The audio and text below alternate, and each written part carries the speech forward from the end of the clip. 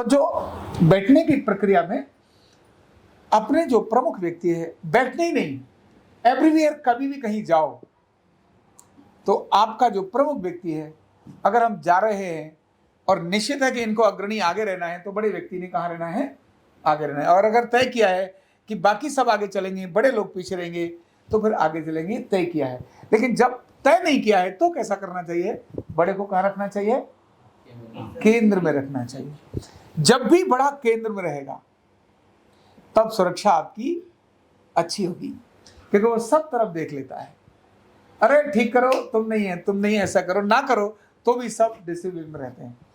क्योंकि केंद्र जब बिगड़ता है तो नाभि बिगड़ती है, नाभि बिगड़ती है तो बीमारी आती है। तो आपने जब आना है तो क्या करना, मान लो केंद्र में मैं बैठा हूं, तो केंद्र का बिल्कुल पर्टिकुलर स्थान छोड़कर उससे निश्चित डिस्टेंस पर इधर और निश्चित डिस्टेंस पर इधर, दो हैं तो दोनों लोग इधर बैठ जाएंगे। इसके बाद अगर चार हैं तो क्या करेंगे, ये दो इधर आ जाएंगे और दो इधर आ जाएंगे। सिर्फ चार है तो इतने आ गए।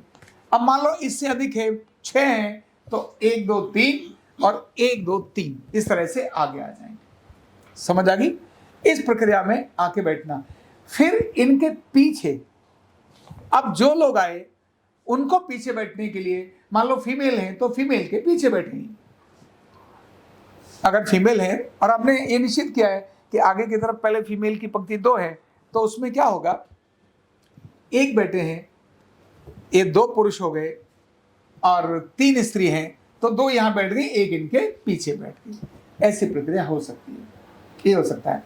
और फिर आगे से चीजों को भरते जाना चाहिए।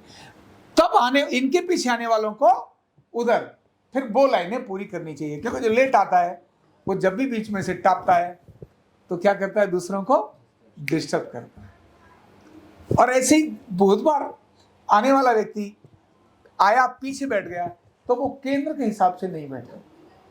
इसीलिए सबको कैसे बैठना चाहिए, केंद्र के हिसाब से। कैसे बैठना चाहिए, और दूसरों को स्थान देते हुए। केंद्र के हिसाब से तो बैठ गए, लेकिन मान लो इस लाइन में 3 ही बैठे, चौथा बैठ ही नहीं सकता क्योंकि जगह ही नहीं छोड़ी। तो दूसरे के लिए भी स्थान रखना, दूसरे के स्थान पर खुद होकर कब्जा नहीं करना। तो जब भी, तो हमने क्या सीखा आज, बड़े को हमेशा कहाँ रखना, केंद्र में रखना। ऑलवेज जब जब बड़े को केंद्र में रखोगे, किस में रहोगे, ऑर्डर में रहोगे। किस में रहोगे, और जब भी केंद्र में नहीं रखोगे तो किस में रहोगे, डिसऑर्डर में रहोगे। चाहे घर है, चाहे विद्यालय है, चाहे आरोग्य पीठ है, चाहे संस्थान है, कोई भी हमेशा केंद्र में बड़े को रखना चाहिए। जब भी हम उसको साइड लाइन कर देते हैं, घर में भी है ना बड़े बुजुर्गों, तो उनको जिन जिन घरों के अंदर बड़े बुजुर्गों को साइड लाइन करके बाहर निकाल देते हैं, चलो तुम बाहर बैठो, चारपाई डाल दी, कहीं कोने में बिठा लिया, वो अपने आप घर की रक्षा तो करेगा, लेकिन एक बैक साइड पीछे वाले दूर से कोई मिले नहीं, कोई आए नहीं, कोई जाए नहीं, जब भी ऐसा कर देंगे उस घर में सुख और शांति समृद्धि नहीं हो सकती।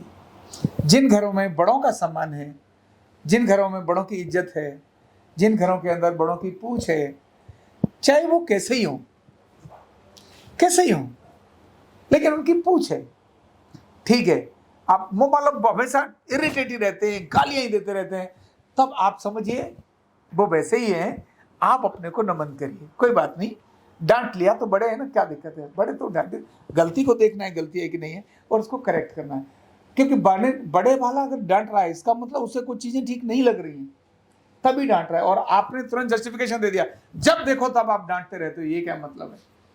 नहीं, बड़ा कभी भी द्वेष कारण से नहीं डांटता, दुश्मनी के कारण से नहीं डांटता। बड़ा कब डांटता है, आपसे चीजों को छीनने के लिए नहीं ना, आपको कम देने के लिए डांटता है क्या, नहीं डांटता। बड़ा डांटता है आपकी प्रगति के लिए।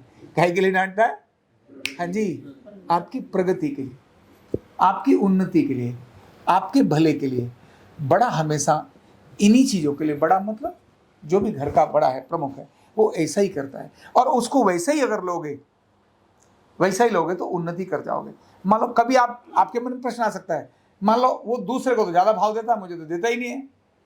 2 भाई हैं या 2 बहू है, एक बहू को तो बड़ा, तो दूसरी बहू को ऐसा अपने आप में चैलेंज लेना चाहिए, मैं ऐसा क्या करूं जिससे कि मेरे काम के कारण से ये अपने आप ही मेरे को वैल्यू देना शुरू हो जाए। तो जब आप उसके अंदर जिद आ जाएगी, अब मैं वो काम करूंगी जिससे मुझे वैल्यू हो जाए, तब वो प्रगति पर जाएगी, इंडिपेंडेंट जाएगी और यूनिक बन जाएगी। और जब उसने भी सोचा, तूने डांटा, तू उसको खिलाती है, ले इसके तेरी लाइट ज्यादा जल रही है, मैं ज्यादा जलाऊंगी, तूने इतना किया, मैं इतना नुकसान करूंगी, तब वो डिस्ट्रक्शन पर आ जाएगी, कंस्ट्रक्शन पर नहीं रहेगी।